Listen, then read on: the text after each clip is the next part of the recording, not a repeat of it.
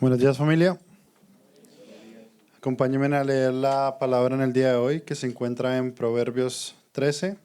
Estaremos leyendo los versos del 12 al 19. Amén. Dice la palabra: la esperanza que se demora enferma el corazón, pero el deseo cumplido es árbol de vida. El que desprecia la palabra pagará por ello, pero el que teme el mandamiento será recompensado. La enseñanza del sabio es fuente de vida, para apartarse de los lazos de la muerte. El buen entendimiento produce favor, pero el camino de los malvados es difícil. Todo hombre prudente obra con conocimiento, pero el necio ostenta necedad. El mensajero perverso cae en la adversidad, pero el enviado fiel trae sanidad. Pobreza y vergüenza vendrán al que desprecia la instrucción, pero el que acepta la reprensión será honrado. Deseo cumplido es dulzura para el alma, pero es abominación para los necios el apartarse del mal. Amén. Una vez más, familia, vamos ante el trono de Dios. Padre Dios, qué gran bendición. Hebreos 4 nos recuerda que hay una verdad por aquel que ha mostrado Hebreos 1 y es Cristo, la imagen del Dios invisible, de la misma naturaleza, de la misma esencia divino. Es por Cristo quien pasó todo sufrimiento, toda aflicción, pero sin pecado, que ha dado su vida por nosotros que hemos pecado, para perdonarnos, limpiarnos nuestra conciencia de toda maldad y para acercarnos al Padre Celestial. Y por eso es que Hebreos 4 dice: vengamos con confianza ante el trono de la gracia de Dios. Así que Dios, gracias para recibir toda ayuda en todo momento. Y mi Dios, gracias porque tenemos al gran sumo sacerdote quien se compadece de nuestras flaquezas. Y por eso, Dios, venimos juntos sabiendo que ninguno aquí ha llegado. Sabemos que aquí no venimos a escuchar de un Salvador que está entre nosotros siendo nosotros. Venimos a escuchar del Salvador que se hizo hombre, habitó entre nosotros, murió, resucitó y está sentado en el trono de Dios. Así que, Padre, venimos a buscar más de ti. Danos una probada más de ti, Dios. Por favor, ayúdanos que nuestra mente comprenda tus verdades, nuestro corazón las abrace y que deseemos, Señor, salir de acá no para salir igual ni para vivir igual. Así que, Dios, concédenos tu gracia nuevamente. En el nombre de Cristo Jesús oramos. Amén. ¿Pueden tomar asiento, familia? Una de las cosas que he estado leyendo y pensando bastante es que todos necesitamos dirección. Yo no sé si tú necesitas dirección, pero todos necesitamos dirección, todos necesitamos que alguien nos ubique, que alguien nos guíe. Seguro te ha pasado cuando estás en un lugar que desconoces y estás perdido. Por lo menos para mí no hay cosa más fea que sentirse perdido. No hay cosa que quizás a un padre le aterre más que su hijo se pierda, porque el sentido de no saber dónde estoy, para dónde voy, carga el alma. Entonces, obviamente, todos nosotros necesitamos dirección. Es parte de ser humanos. Todos necesitamos dirección. Obviamente, como vamos a ver más adelante, el cómo y el dónde tú buscas dirección es obviamente lo que va a definir si vas a estar perdido o si vas a encontrar vida. Entonces, todo ser humano busca por naturaleza el sentirse orientado. Todos estamos buscando dirección. Todos necesitamos saber para dónde vamos, que traiga claridad en lo que nosotros hacemos. Entonces, el punto de tensión para nosotros siempre va a ser si el marco de vida al cual estás siguiendo es el marco de vida que verdaderamente te va a dar vida. Es decir, hay muchos marcos de vida, hay muchas direcciones, hay muchas opiniones, hay muchas enseñanzas, hay muchas maneras de decirte a ti hacia dónde va la vida. Ahora bien, el punto de tensión, nuevamente, y repito, es si el marco de vida cual guía tu vida es la verdadera vida. Es decir, si tú estás siendo orientado hacia el camino que es verdadero, si realmente estás siendo guiado por Dios o por tus propios intereses o por los que la cultura dice, por ende, el seguir a Dios va a traer claridad de vida. Por eso que nosotros decimos que un marco de vida es un marco de vida revelado en la palabra de Dios. Como iglesia creemos eso, que realmente la palabra de Dios nos ha dado claridad y nos presenta claridad para nosotros saber hacia dónde vamos. Sin el marco de vida, nuevamente nos sentiremos perdidos. Y no solamente es que yo llego a encontrar o que soy encontrado por Cristo, llego a encontrar a Cristo porque soy encontrado por Cristo y entonces ya no necesito más dirección. Al contrario, de estar perdido ahora estoy en el camino correcto, pero por ende me veo necesitado continuamente de seguir viendo que Dios ha revelado quién Él es, lo que Él espera de mí, lo que Él me ha suplido y para dónde voy, y todo está en la palabra de Dios. Entonces el marco de vida para el creyente es la palabra de Dios que debe guiarlo. Entonces estos versículos que nos enseñan es este marco de vida. Yo quisiera que viéramos tres cosas y en estas tres cosas yo quiero ponerla como en una oración para que tú veas cómo la voy rompiendo a lo largo de los versículos del 12 al 19, pero quiero darte una definición, por así decirlo, de este marco de vida. Es la siguiente: el marco de vida de Dios nos da esperanza de vida, y es lo que voy a tratar de argumentar, que el marco de Dios te da la esperanza que todo ser humano está buscando, pero de encontrarlo fuera de Dios no va a tener esperanza. Entonces el marco de vida de Dios nos da esperanza mientras aprendemos a andar según sus propósitos. Número 2, vamos a ver los propósitos de Dios. ¿Para qué? Sus propósitos de Dios que cumplen el deseo de nuestro corazón. Entonces obviamente yo voy a tratar de definir todo esto porque tengo tres palabras claves ahí si te diste cuenta. Tengo en mente esperanza, que es la que vamos a tratar de definir. Tengo en mente, obviamente, los propósitos de Dios, porque yo voy a argumentar que la única manera de tú encontrar que los deseos de tu corazón que hoy te dicen, vive según ellos. Nosotros decimos, los deseos de tu corazón que Dios va a decir, sí los cumplo, es siempre y cuando se alineen con los propósitos de Dios. Entonces tengo esas tres, por así decirlo, palabras: esperanza, propósitos y deseos. Entonces vamos a tratar de entender todo esto en los versículos del 12 al 19 y vamos a tratar de argumentarlo y espero Dios que Dios nos dé gracia para entenderlos. Entonces voy a comenzar con lo primero y la base. El versículo 12 es lo mismo del versículo 19. Salomón hace un argumento, por así decirlo, pone en el versículo 12 esta esperanza con deseos cumplidos y termina su argumento, por así decirlo, que él quiere enseñar, su enseñanza, y ese versículo 19 dice, deseo cumplido es dulzura para el alma. Lo que él ha dicho en el versículo 12 es, la esperanza que se demora enferma el corazón, pero el deseo cumplido es árbol de vida. El deseo cumplido es árbol de vida y el deseo cumplido es dulzura para el alma. Entonces Salomón va a argumentar de estos dos puntos, de este punto de entender cómo es que Dios cumple los deseos y que brinda esperanza, y termina diciendo, entonces, habiendo dicho todo esto, qué bueno, qué rico es cuando Dios cumple nuestros deseos. Ahora bien, podríamos terminar aquí y decir, ay, qué bueno, yo tengo tantos deseos y hasta el momento estoy tan frustrado porque yo no veo que Dios cumpla mis deseos. Bueno, probablemente la mayoría de nuestros deseos jamás serán cumplidos por Dios. ¿Por qué? Porque son contrarios a Dios. Ah, no, pastor, pero estamos en una iglesia cristiana. Todos aquí deseamos cosas buenas. Aún hay cosas buenas que pensamos nosotros que la palabra de Dios o en el momento de Dios dice, no lo voy a dar porque tengo algo mejor para ti. ¿Y qué es esto? Eso es lo que vamos a tratar de definir. Entonces, Salomón comienza en el versículo 12 con un contraste, por así decirlo. Él va a hablar del corazón enfermo y el corazón sano. Entonces, eso es muy importante porque a la final lo que estamos buscando aquí es que tu corazón cada vez más, estando en Cristo, experimente la sanidad de Cristo. Entonces todos venimos a Cristo enfermos, esa es la verdad. Y más que enfermos, muertos. Nuestro corazón no desea de Dios. Entonces al venir a Dios, bajo el marco de Dios, lo que Él quiere es sanar nuestro corazón. Y esto es dándonos su marco de vida para entonces ser guiados por su palabra. Entonces Salomón va a contrastar estas dos realidades. Hay un corazón enfermo y hay un corazón sano. El corazón enfermo es aquel que no tiene esperanza.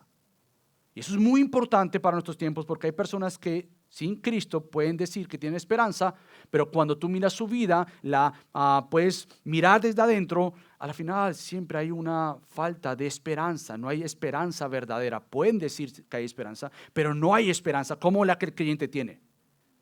Entonces Salomón presenta este corazón enfermo que no tiene esperanza. ¿Por qué? Porque no logra obtenerla. Eso es lo curioso, que él quiere, busca esperanza, pero dice Salomón, la esperanza que se demora enferma el corazón. Es decir, él quiere esperanza, pero la esperanza nunca va a venir porque la está buscando en el lugar equivocado y en la persona equivocada. Entonces, por ende, es un corazón enfermo, está buscando esperanza fuera de Dios y por lo tanto nunca va a tener verdadera esperanza. Entonces, en los versículos anteriores, nosotros ya hemos visto, si tú llegas ahorita, hemos estado ya en Proverbios, todo el capítulo del 1 al 13, pero en el capítulo 13 que hemos estado estudiando, Salomón ha buscado esta vida, ha explicado que hay una vida, el ser humano busca su identidad en lo material, está buscando el dinero rápido, está buscando la manera de enriquecerse, está buscando hasta un pretender ser algo que no es. Entonces, según ese contexto, Salomón dice, ese individuo que está buscando, por así decirlo, es riqueza rápida, aparentar lo que no es, buscando en eso esperanza, a la final lo que va a encontrar es un corazón enfermo, porque no ha sido creado ni para aparentar, ni para buscar esperanza fuera del diseño, del plan, de la vista de Dios, del marco de vida de Dios. Entonces es una esperanza muerta que lo lleva a muerte. Pero el corazón sano, dice Salomón, es aquel el cual Dios cumple su deseo y lo llena de esperanza. Y la manera de Salomón de escribirte cómo es que es un corazón que tiene un deseo cumplido y que tiene esperanza de vida, él dice, es como un árbol de vida. No sé si tú has visto un árbol, gracias a Dios vivimos en un lugar donde hay árboles por todo lado, pero un árbol de vida está creciendo, tiene su fruto, sus hojas, sirve como sombra para este gran calor. Un árbol de vida muestra sanidad, muestra que hay precisamente esto, hay vida en ese árbol, por ende hay vida en aquel que Dios cumple sus deseos y por ende tiene esperanza. Entonces hay dos cosas que yo quisiera que entendiéramos para entender todos los versículos del 3 al 18. Lo primero de esto que yo quiero que entendamos es de qué tipo de esperanza estamos hablando. Porque Salomón lo explica. Pero nuevamente el deseo cumplido es árbol de vida. Hay esperanza que cuando se cumple esta esperanza con este deseo hay vida. Entonces lo primero que vamos a ver es ¿qué es esperanza? ¿De qué esperanza estamos hablando aquí? Y segundo, también tenemos que entender qué deseo estamos hablando que Dios va a cumplir para que esta esperanza se afiance, para que esta esperanza se fundamente. Entonces lo que yo quiero que tú entiendas, para no complicarte mucho, es que tú tienes una búsqueda por esperanza y por ende tienes búsqueda de deseos que sean cumplidos. De Dios darte los deseos que vamos a argumentar que son de Dios, vas a tener esperanza.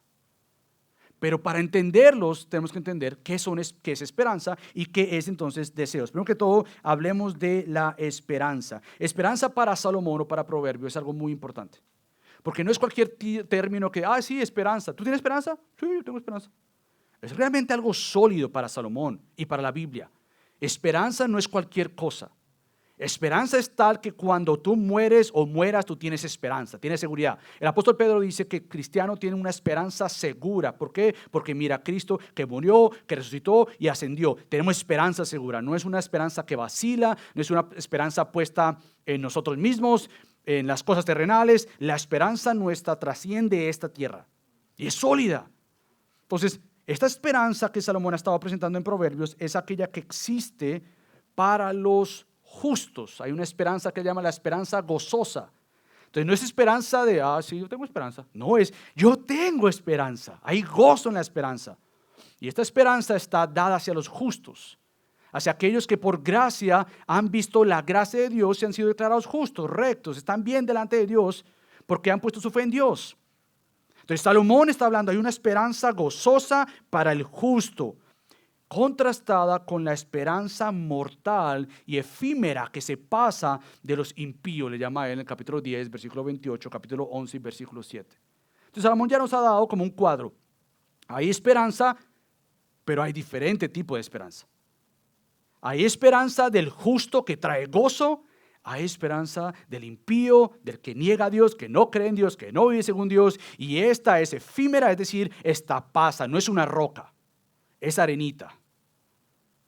Es una roca la que tenemos, el cual nos da esperanza versus una esperanza puesta en un castillo de arena. Entonces podemos decir que la esperanza, la cual tú tienes, va a dictar la manera en que tú vives. La esperanza que tú tienes dicta la manera en cómo tú vives. Si tu esperanza es arena, es pasajera, tú vas a ver esto como no importante. Versus si tú tienes una esperanza en la roca, este es Cristo, entonces tú vas a ver que en los momentos más difíciles de tu vida, Tú tienes esperanza verdadera. Y la esperanza verdadera no es simplemente un sentimiento de que todo va a estar bien. La esperanza verdadera entonces te ayuda a ver qué tengo que hacer de mi parte para entonces vivir según la manera de Dios. Es una esperanza puesta en Dios que me hace a mí partícipe de entonces yo crecer más y desear más para seguir experimentando la esperanza verdadera de Dios. Entonces, si la esperanza está fundamentada en Dios, vives con gozo real, no superficial, no de máscara que todo está bien. Hay una esperanza que a pesar de que todo no esté bien, tú no lo minimizas, no lo escondes, no dices, bueno, no importa, de todas maneras, yo estoy bien. No, hay momentos en la vida que la esperanza de la roca que tienes en Cristo te lleva a examinarte y decir, sabes que no todo está bien. Y voy a enfrentar la situación. Voy a tomar los pasos necesarios porque la esperanza de Cristo me garantiza no simplemente un mejor mañana, es un mejor hoy. Y hay participación, el cual yo crezco en lo que Dios espera de mí. Por tanto, la esperanza me moviliza, no me deja quieto. La esperanza no simplemente es esta ilusión e idea de, ay, sí, yo tengo esperanza. Y eso está en el mañana. Y yo tengo esperanza que si yo muero hoy, yo voy a estar con Cristo. Es una bendita esperanza. Ahora bien, esa esperanza no es simplemente una realidad para el mañana. Es una esperanza que se vive en el hoy. Cómo mi vida, que tiene una esperanza segura de que hay una realidad eterna con Dios, me informa hoy, me apremia, me controla, me llena. Es una esperanza de peso presente porque es una realidad del mañana. Versus la esperanza puesta en ti mismo o en otras personas o en otras cosas, como lo hemos visto en Proverbios. Esa esperanza te va a llevar a vivir una vida cansada, desanimada, agobiada y por ende Salomón dice un corazón enfermo. Esa esperanza que demora, la cual no viene de Dios ni va a venir de parte de Dios porque está puesta fuera de Dios, lo que va a mostrar es que tu corazón va a estar enfermo. Y el corazón enfermo es un corazón desanimado porque no hay esperanza. No hay deseo de más. ¿Por qué? Porque tu esperanza ha sido puesta en algo más o en alguien más, pero no en Dios. Entonces, la esperanza verdadera de Salomón y de la Biblia es aquella que mira a Dios, espera en Dios y confía en Dios. Ahora bien, nuestra esperanza entonces está conectada con nuestro deseo. Si la esperanza es aquella realidad de que Dios está en control, de que hay una esperanza que me garantiza que yo estoy bien con Dios, por así decirlo. Hay una esperanza del justo versus la esperanza del impío que pasa, no es verdadera. Ahora, si hay una esperanza segura para el creyente, ¿cómo eso se relaciona con mis deseos? Porque nuevamente podremos hablar de esperanza pensando en el mañana, pero los deseos lo que hacen es te miran a ti. Hay una esperanza de allá que me informa, me da tranquilidad, me da paz, pero entonces los deseos muchas veces lo que se enfoca es en el yo, en lo que yo quiero, en el ya. Esperanza mañana, deseo hoy. Pero Salomón dice, están conectados. Tus deseos están alineados con tu esperanza. Y eso es lo que vamos a tratar de argumentar. ¿Qué entonces es un deseo? O el deseo que muestra, ilustra que hay sanidad en la vida de un creyente. Salomón responde y dice, hay un deseo concedido, es decir, hay un deseo cumplido. Y esto ya lo he dicho en el capítulo 10, versículo 21. Ahí es donde muchos de nosotros diríamos, espérate, yo quiero que mis deseos se cumplan. Por eso es que las historias de Aladín y del mago y de todos esos rápidos deseos, que yo quiero que me cumplan el deseo, que a veces vemos a Dios así. Por eso es que el Evangelio de la Prosperidad es tan llamativo. Porque el Evangelio de la Prosperidad te dice, todo lo que tú quieres Dios te lo va a dar. Ah, qué rico. Todo lo que yo quiero. Chévere, ¿cómo no? O sea, no me digan nada más de otra cosa. Es, ¿sabes qué? Reduzcamos a Dios y subamos al hombre. Porque el hombre entonces no le sirve a Dios como debe ser. Dios le sirve al hombre. Dios te va a dar todos los deseos de tu corazón. Y todos nosotros decimos, yes, qué chévere. Bueno, hay una realidad y es que nuevamente hay un deseo concedido. Pero Salomón lo explica, el deseo concedido es el deseo del bien. Por ende, ahí tú ya tienes que decir, espérate, ya me definiste lo que es el deseo del bien. Ahora tú tienes que decir, ¿qué es el bien? El bien es lo que tú piensas, lo que yo pienso. ¿El bien de quién? ¿Quién define el bien? ¿Es la Biblia el que define el bien? Bueno, sí, porque Salomón más adelante dice que el bien está ligado al amor o al pacto de amor. Ahora, déjame explicarte todo esto, que no quiero confundirte. El bien que Dios quiere con el deseo que nosotros queremos siempre está ligado a lo que Dios dice en su palabra.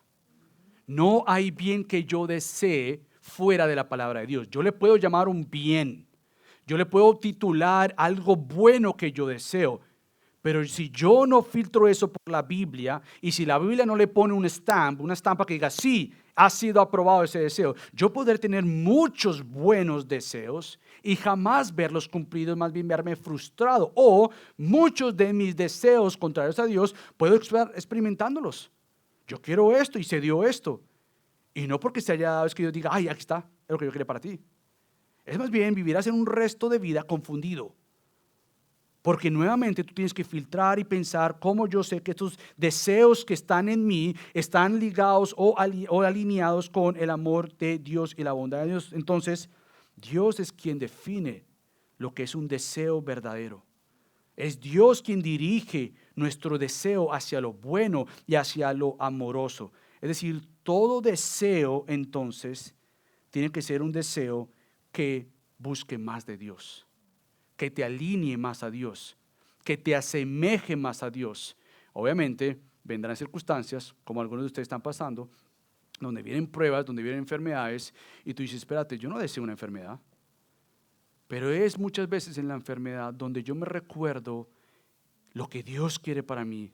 Es santidad, es confianza y que yo le conozca que Él está presente, que Él no me ha abandonado, que Él es mi Padre, mi sanador desde adentro, Él está para conmigo. Vendrán momentos donde Dios va nuevamente a permitir circunstancias donde nuestros deseos se alineen con sus deseos, en vez de vivir, como le hemos dicho, en La La Land, donde todo supuestamente tiene que estar bien.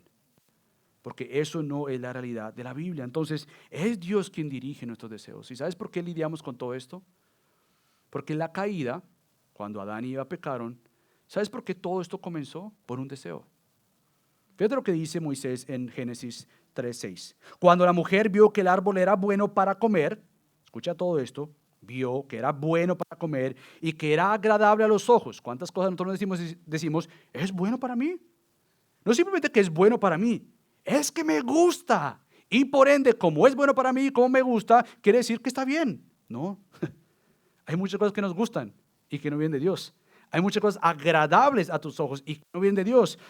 Tomó de su fruto y comió. Perdón, antes de eso, que era agradable a los ojos, y aquí viene la palabra, y que el árbol era deseable para alcanzar sabiduría. Ella quería algo bueno. Ella quería sabiduría. Tomó de su fruto y comió. También dio a su marido que estaba con ella y él comió. Entonces, ellos desearon lo que Dios había dicho que era malo, porque entonces no desearon lo que era bueno y amoroso, y esto es Dios. Cada vez que tú deseas algo contrario a Dios, tú estás diciendo, no deseo a Dios. Es el pecado. Tú lo puedes pintar lo más bonito que quieras, pero cada vez que tú y yo decidimos pecar, estoy deseando pecar y no deseando a Dios. Cada vez que yo tomo una decisión que me va a llevar a pecar, le estoy diciendo a Dios que me ha dado su marco de vida para decirle, no, no es tu marco de vida, es mi marco de vida. Cada vez que yo deseo pecar contra Dios, estoy diciéndole, deseo mi voluntad, deseo mi decisión, deseo el marco de vida el cual yo he construido y no deseo el marco de vida que tú has construido, el cual me da verdadera vida. Esta es la locura del gran intercambio. Deseo lo mío y no deseo a Dios. Entonces, nuevamente, Dios es bueno con nosotros, porque no nos ha dejado en esto. Él nos guió a Cristo como creyentes que creemos. Él nos ha dado esperanza en Cristo. Él nos ha dado nuevos deseos en nosotros. ¿Para qué? Para que nosotros podamos orar como oró el salmista en el Salmo 10, versículo 17, cuando dice, oh Señor, tú has oído el deseo de los humildes. Tú fortalecerás su corazón e inclinarás tu oído. Entonces, nuevamente, el deseo que será cumplido por Dios y que da esperanza al corazón es el buen deseo por más de Dios.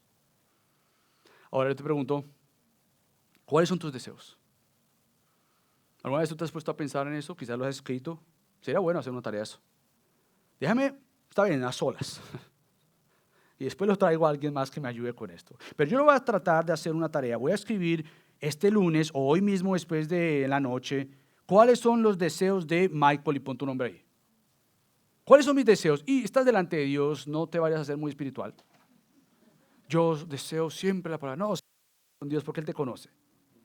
Por eso es que te digo, hazlo a solas y después tráelo con alguien. Para que ese alguien te conoce y dice, no es tanto así.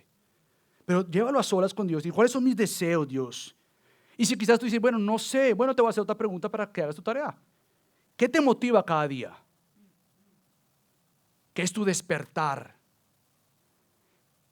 Otra pregunta, si de pronto dices, bueno, no sé cuáles son mis deseos, ni todavía sé qué me motiva. Está bien, sigamos otra línea de pensamiento. ¿Qué te hace tener fuerza cuando ya no puedes más? Cuando tú ya dices y sabes que ya no puedo más. ¿Qué te hace en ese momento decir, sí puedo más? ¿Qué es eso? ¿Quién es eso? ¿Quién es eso que te sostiene? ¿Por qué digo todo esto? Porque hay otra pregunta. ¿Qué te sostiene cuando quieres tirar de la toalla? Todas estas preguntas y sus respuestas, créeme, van a revelar cuál es el fundamento de tus deseos y qué es lo que tú deseas. Si deseas nuevamente los propósitos de Dios, los deseos de Dios o tus propios deseos. Pero para crecer tienes que hacerte estas preguntas. En una prédica con tantos minutos controlados ahí, no lo puedes hacer. Entonces mi oración ha sido que tú escuches esto y que hagamos la tarea. Que vayamos a nuestra casa delante de Dios en oración, en humildad y decir, Señor, yo sé que tú escuchas la oración de los humildes y tú das oído al deseo de los humildes. Señor, yo quiero conocerme ante ti. Yo no me quiero conocer ante la cultura que me informa y me aplaude todos mis deseos. Todos los que yo quiero. Yo no quiero tampoco verme ante mi propia persona y tener un diálogo con Michael. Michael, ¿tú deseas esto? Sí, está bien, tú te lo mereces, tú has vivido todo esto, entonces está bien. O Michael, así tú creciste, por ende, está bien, porque eso es todo lo que tú has visto. Versus ir a la palabra de Dios para tener un encuentro con Dios, porque nuevamente lo que está en juego es la esperanza. ¿Esperanza de vida o esperanza de muerte? ¿Deseos bíblicos o deseos contrarios a Dios? Entonces quizás tú te haces una pregunta y dices, bueno, está bien, yo entiendo todos estos deseos y de esperanza, ¿cómo puedo saber si mis deseos honran a Dios? Digamos que al final de mi tarea yo me doy cuenta que pues ya tengo escrito esto, ¿cómo yo sé si lo que yo deseo es algo que honra a Dios? ¿Cómo lo sé? Con la palabra de Dios. Tú tienes que ir a la palabra de Dios. Y por eso lo próximo que Salomón va a decir, del versículo del 13 al 18, que yo voy a cubrir 4 cosas dentro de esos versículos brevemente, es como para darte una probada. Él va a revelar lo que hace un corazón sano. Un corazón que tiene una esperanza verdadera en el Dios verdadero y que desea cosas verdaderas ante el Dios verdadero. Lo que Salomón va a decir ahorita es, te voy a dar 4 cosas por lo menos, el cual te va a indicar los deseos de Dios para que se conviertan en tus deseos.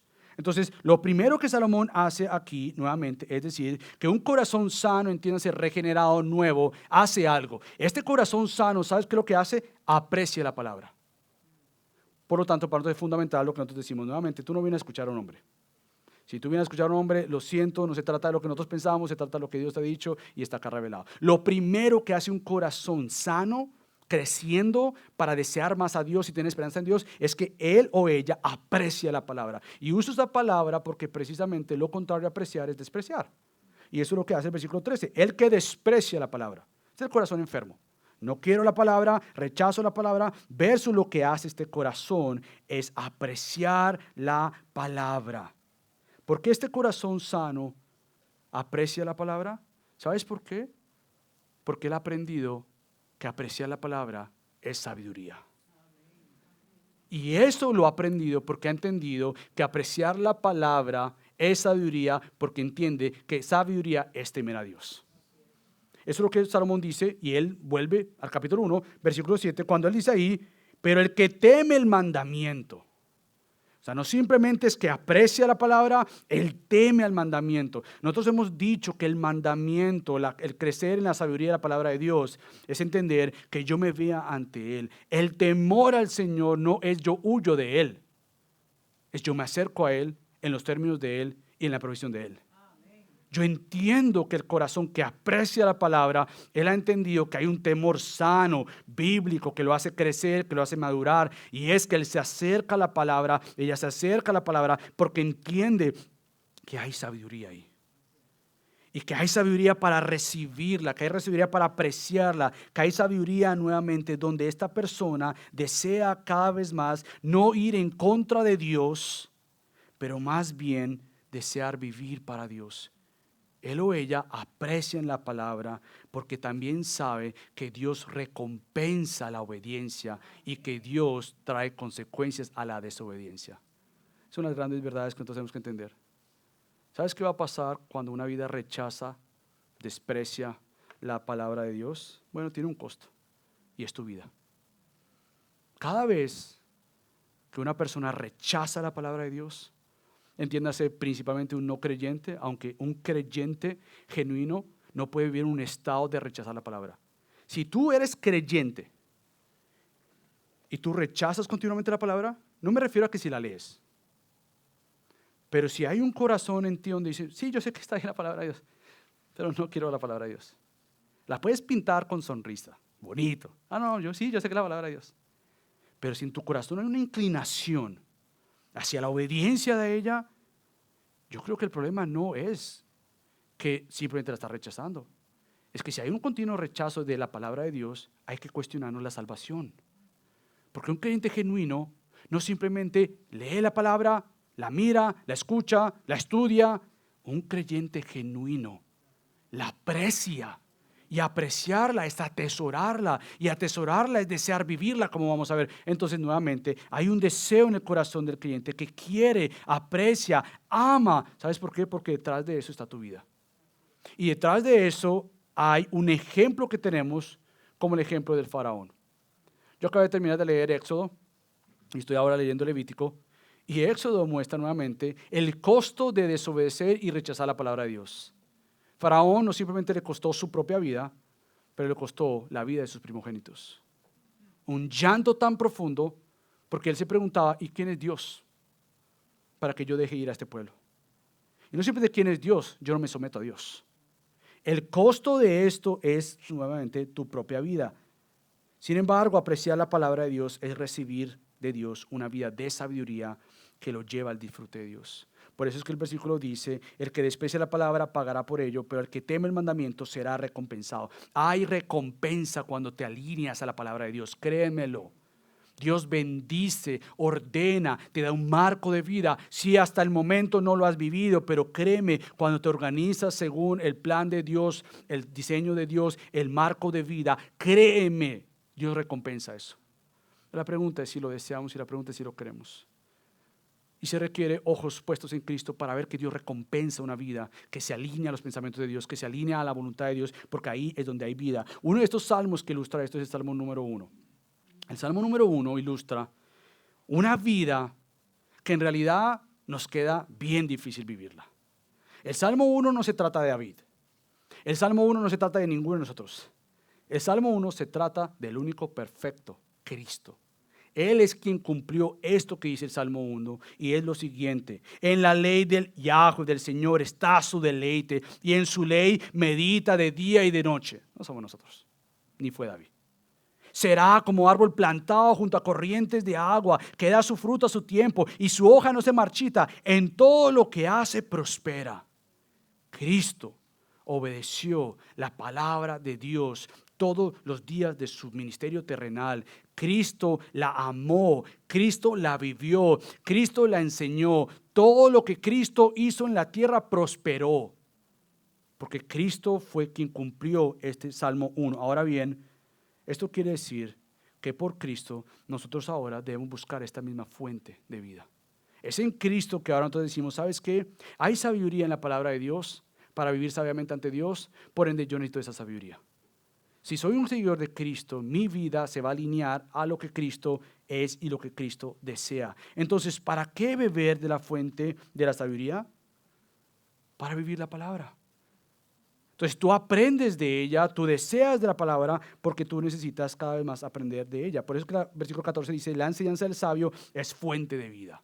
Para apartarse de los lazos de la muerte.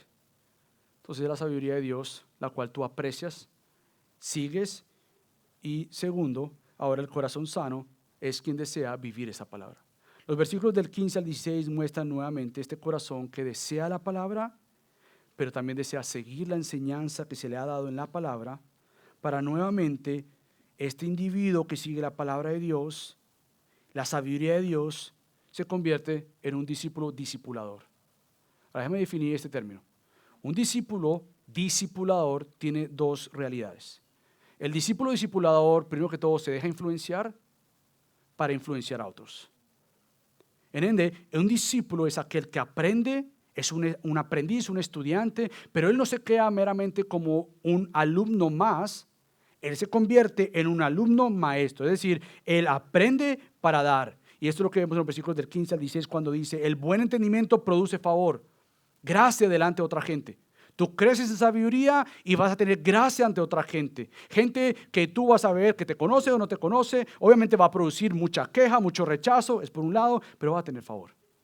Gente va a empezar a venir a ti porque se han dado cuenta, no que tú ya llegaste, pero que tú quieres seguir honrando a Cristo. Y se dan cuenta, saben que nuestro tiempo actual no cree en lo supernatural. Nada de milagros. Nuestra cultura hoy en día ignora todo eso. Pero ¿sabes qué me he dado cuenta que podría ser una buena herramienta de la iglesia actualmente? Es vidas cambiadas.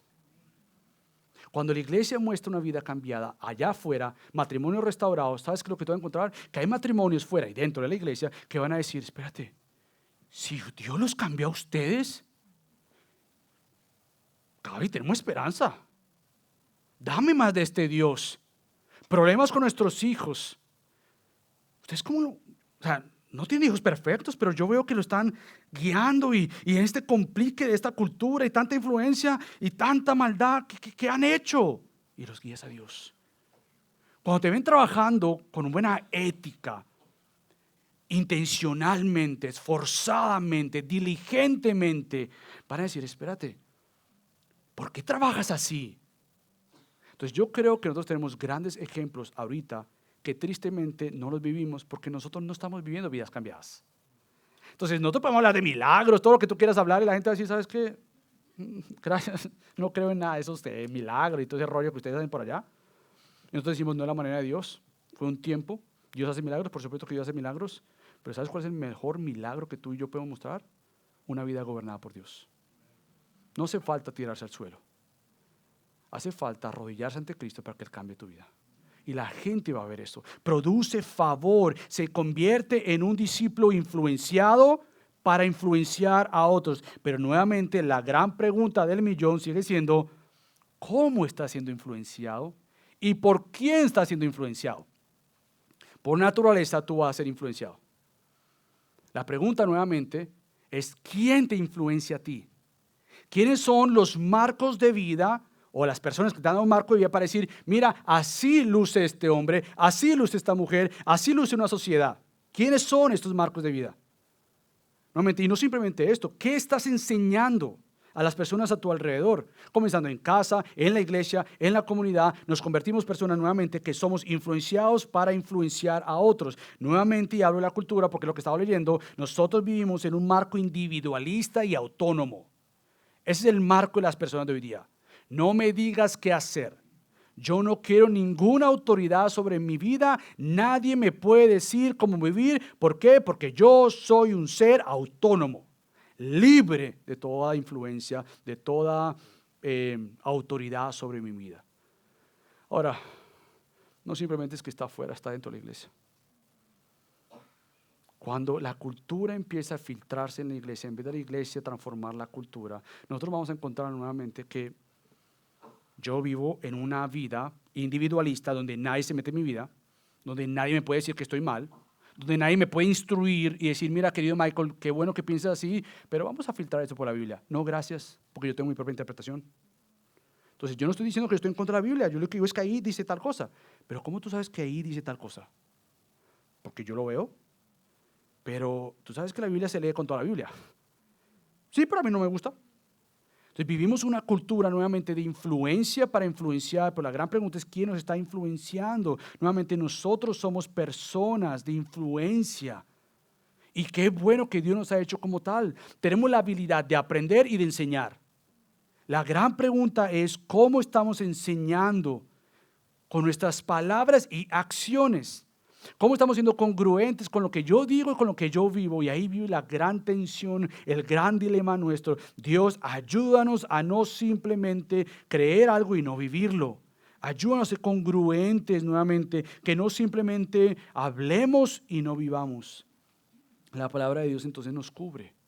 Dice el versículo 15, el buen entendimiento produce el favor, pero el camino de los malvados es difícil. Todo hombre prudente obra con conocimiento, pero el necio ostenta necedad. No le importa. Yo vivo así. Yo lo minimizo o yo le digo simplemente. Ahí están las dos personas. Uno que lo esconde porque no quiere ser como él es, y hay otro que lo dice, yo simplemente sí lo voy a decir. Yo lo vivo de esta manera. Verso, nosotros tenemos por la gracia de Dios nuevamente esta palabra que nos cubre, nos llena y nos marca a tal punto que es evidente que tú has tenido un encuentro con el Dios vivo que te está cambiando porque precisamente no has llegado. Y tener un encuentro con este Dios vivo significa que tú estás deseando pasar tiempo con Él, estás deseando ser formado por Él, estás deseando ser marcado por Él, estás deseando nuevamente que tu vida no sea igual, pero que siga cambiando y cambiando. Y una de las mejores maneras de influenciar precisamente a los que están bajo nuestro cuidado es, cuando tú y yo hemos pecado, es bueno que ellos escuchen de nosotros que hemos pecado. Una de las mejores influencias para nuestros hijos es que nos escuchen con seriedad, con quebrantamiento.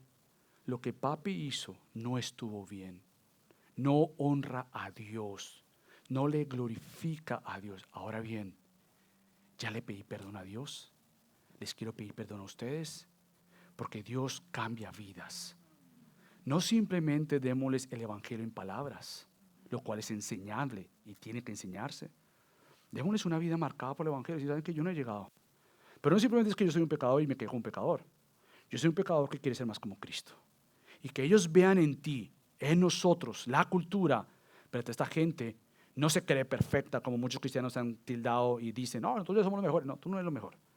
Pero tampoco eres igual que los demás, se supone. Estás creciendo en este desarrollo. Entonces buscas desear ser influenciado para influenciar. Buscas entonces lo que el versículo 17 dice, convertirte en compartir la palabra. Fíjate lo que dice el versículo 17. El mensajero perverso cae en la adversidad, pero el enviado fiel trae sanidad. Los mensajeros en ese tiempo de Salomón no eran cualquier mensajero. Los mensajeros que los reyes escogían era gente muy importante, era gente seria, era gente educada, era gente preparada. Imagínate, estaban representando al rey y tenían que entrar en negociaciones, en acuerdos con otros reyes. Tenían que ser fieles a lo que el rey había dicho. Tenían que comunicar lo que el rey había dicho. Tenían cierta autoridad dada por el rey para poder tratar acuerdos y poder decir, ¿cómo mi rey contestaría esta pregunta? Y la contestaría.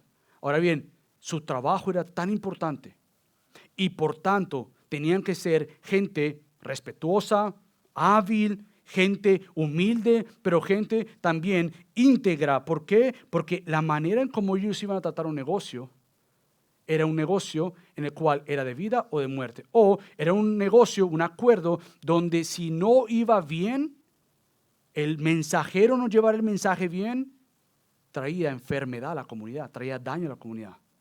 Entonces el mensajero representaba al rey, pero el mensajero de alguna manera representaba, si es fiel, trae sanidad al pueblo. Si no es fiel, entonces va a caer en sus propios lazos de muerte. Un teólogo dice sobre ellos, Walker dice, los mensajeros eran entrenados profesionalmente con altos estándares, con cierta habilidad en la escritura y en lenguas, considerando la cantidad de funciones que desempeñaban, tal como diplomáticos, soldados, agentes reales, gobernadores, militares, agentes de inteligencia, carteros, acompañantes, en fin. Este mensajero perverso caía en su propia trampa, en su perversidad. Versus el mensajero fiel era aquel mensajero nuevamente que traía sanidad. Sanidad a la comunidad, sanidad a los que estaban a su alrededor. Entonces, ese trabajo era muy importante.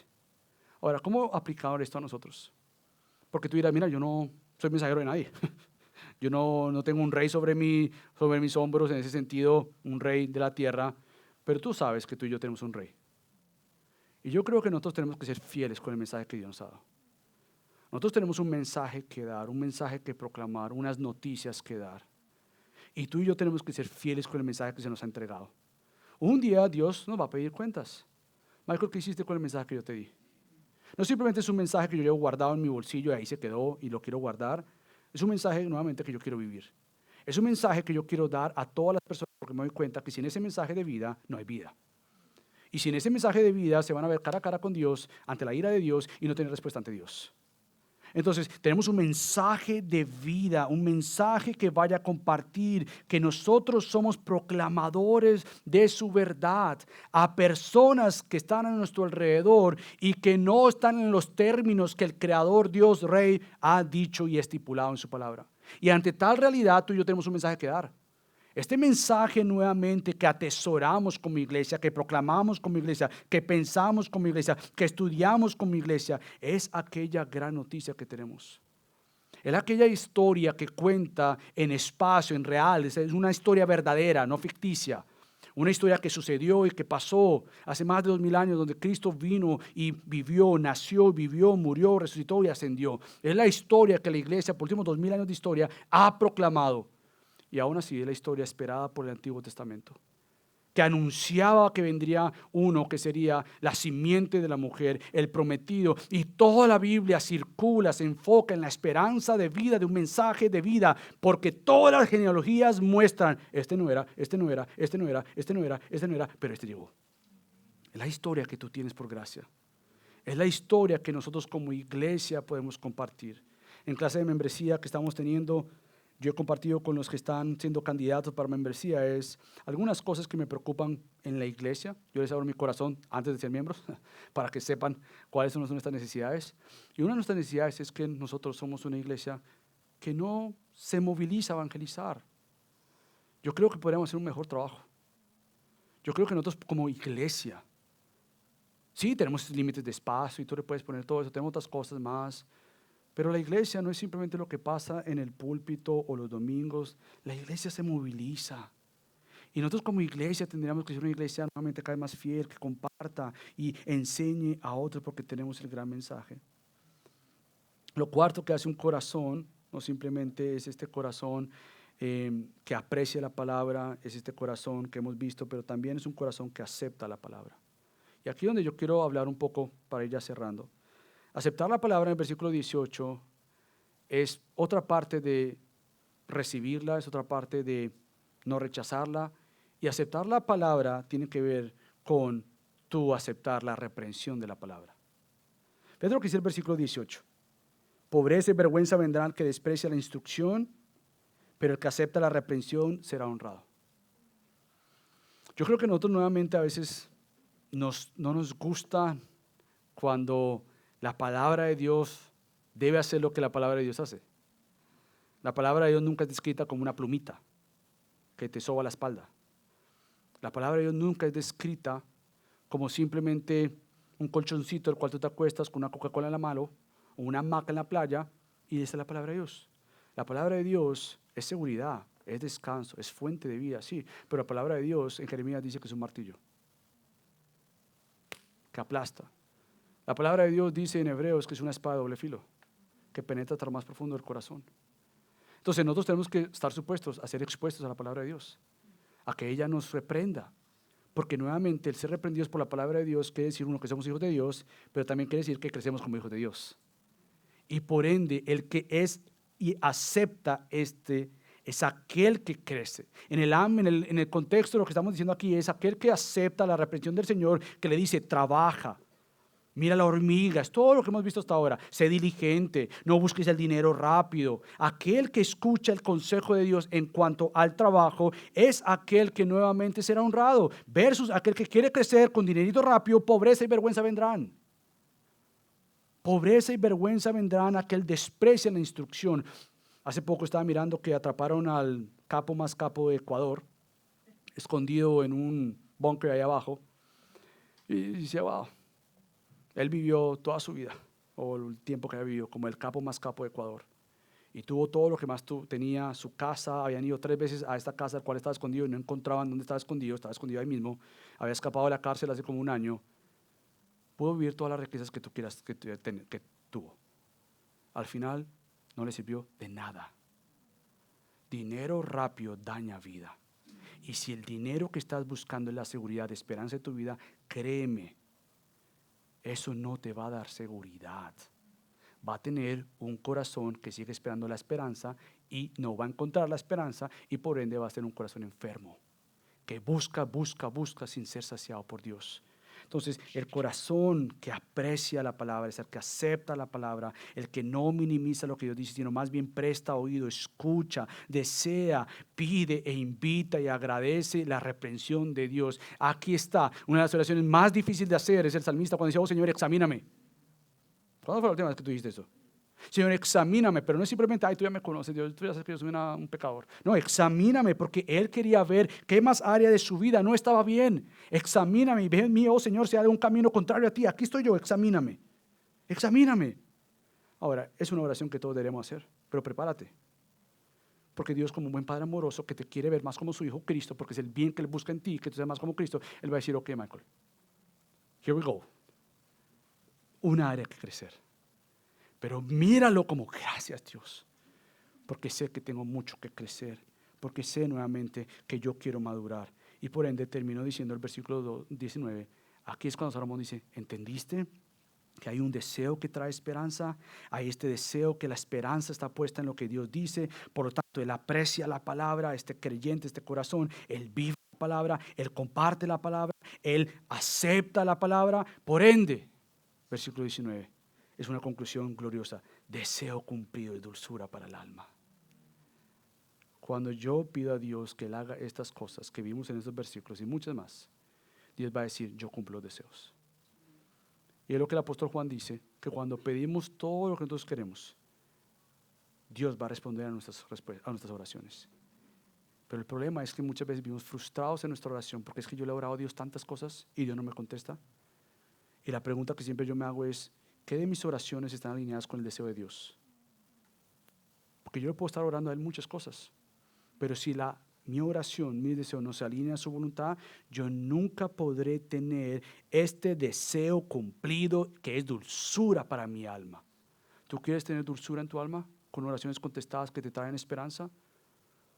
Ora según la palabra, alineémonos según su palabra. Ahí entonces se encuentra nuevamente dulzura, porque nuestra esperanza tiene seguridad de vida, porque estamos buscando al Señor de la vida. Aquel corazón alineado es aquel que quiere aceptar, escuchar, amar la palabra. Entonces la exhortación es que Dios nos ayude este día a salir animados porque Dios quiere hablarnos y nos ha hablado.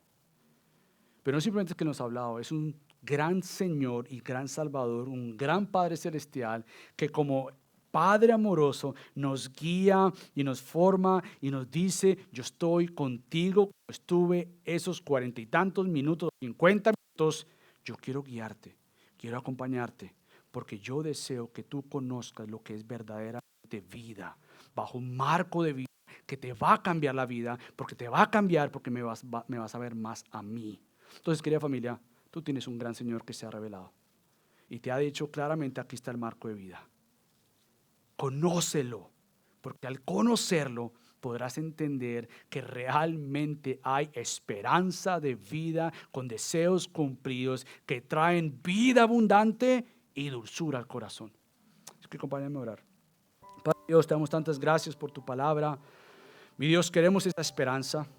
Queremos tener una esperanza que tú vas a contestar nuestros deseos que son alineados con tus deseos.